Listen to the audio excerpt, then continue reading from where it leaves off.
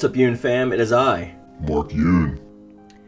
On today's video, guys, I want to talk about something that has been kind of postulated to me throughout the years and something I never really touched on, and that's about character favorites and what drives us to connect with a certain character. This comes in mind for Soul Calibur through a variety of different ways. There's a lot of people who tend to go with something that's culturally similar to them or somebody that resembles them in some kind of aspect or area. My case, though, is I usually tend to feel connections with characters that have similar goals to mine, or some kind of similar willpower, you know, like the driving force behind their character in general. That's just something that to me is what makes a good character, and I think that's what really helps me connect to them.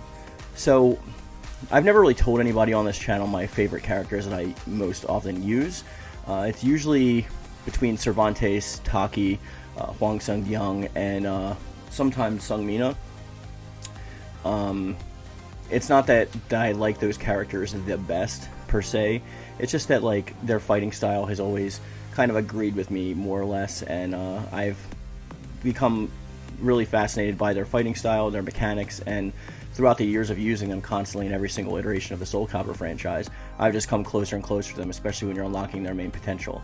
Now, Mitsurugi used to be one of my mains, but I've kind of dropped him off in Soul Calibur 6 because of the fact that a lot of his techniques, they have reversal edge baked into their combo strings, and I know they've gotten rid of some of them, but some of them are still there, so it's not entirely a lost cause for me yet, but that's just one of the reasons why I didn't mention him.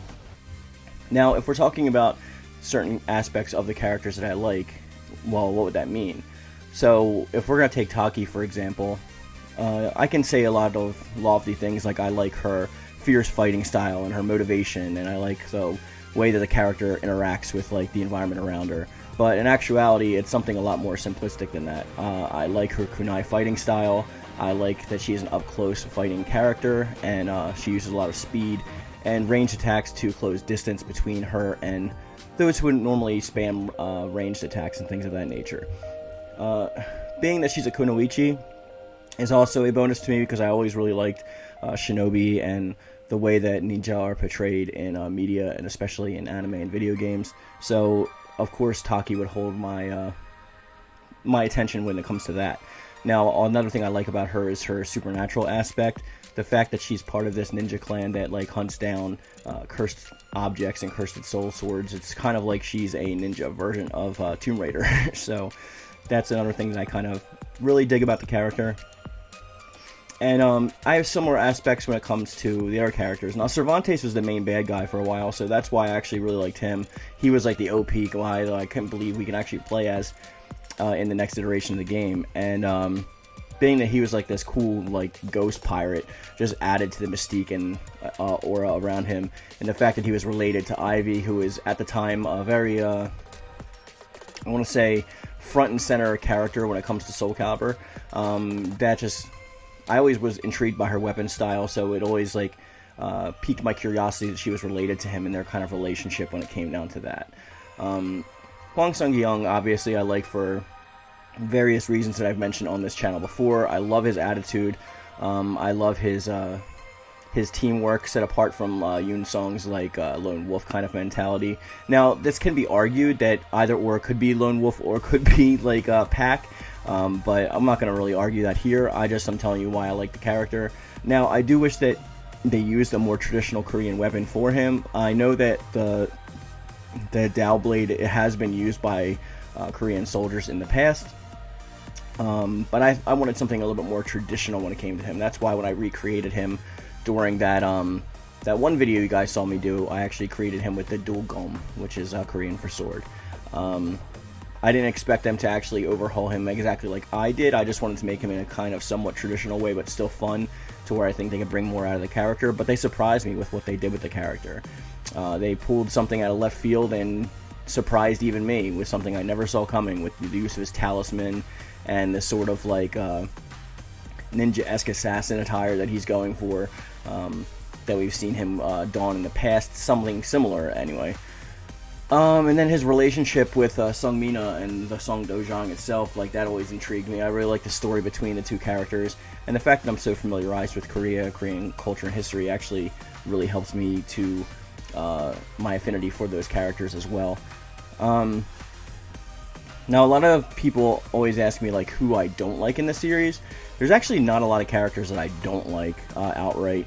I think all of them have some kind of attributes that are really fun, and I can see myself getting into somewhere down the line if I put enough time into those characters.